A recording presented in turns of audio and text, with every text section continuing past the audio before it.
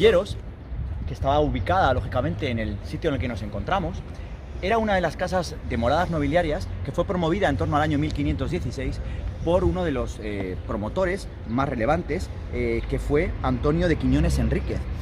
Es una obra que se atribuyó al maestro Juan del Ribero Rada y que además fue promovida posteriormente por Alonso de Quiñones. Hasta el siglo XVIII, en que pasó a manos de los duques de Uceda, no sufre una importante reforma. En concreto, en el año 1743 hemos documentado la presencia del maestro Francisco Suárez, quien realiza importantes reformas bajo un proyecto de José Álvarez de la Viña. De él tan solo tenemos testimonios fotográficos.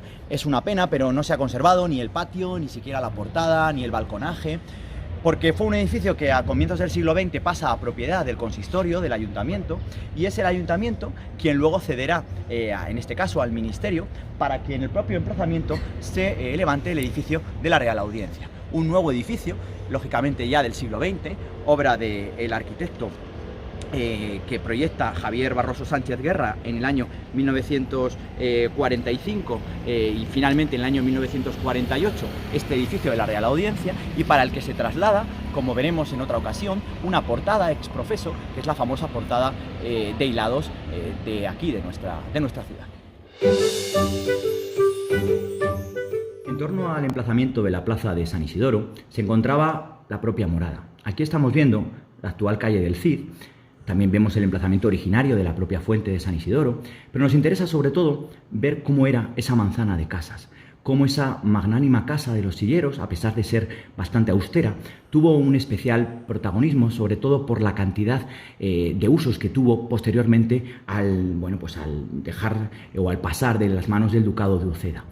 En el aspecto exterior vemos las dos casas que están anexadas o que están unidas con la portada de ingreso, ¿no? Con la portada de acceso.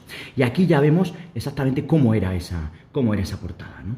Esa portada que, como hemos dicho, se atribuye a la obra de Juan del Ribero Rada y que fue promovida por Alonso de Quiñones. Se trataba de una portada de arco de medio punto con esas dovelas que estamos viendo y con esos escudos heráldicos a ambos laterales. En la parte superior existía ese balconaje. La gran mayoría de balconajes en nuestra ciudad se han ido perdiendo. Es una pena, porque la labor de herreros, la labor de personas que han trabajado la forja en nuestra ciudad fue muy importante, sobre todo a partir del siglo XVI. Y este tipo de molduras, lógicamente, que evidenciaban esa transición del tardogótico al renacimiento, pues también dejan clara la presencia de enmarcar un lugar en el que la propia familia nobiliaria quería dejar su estirpe o quería dejar su presencia, ¿no?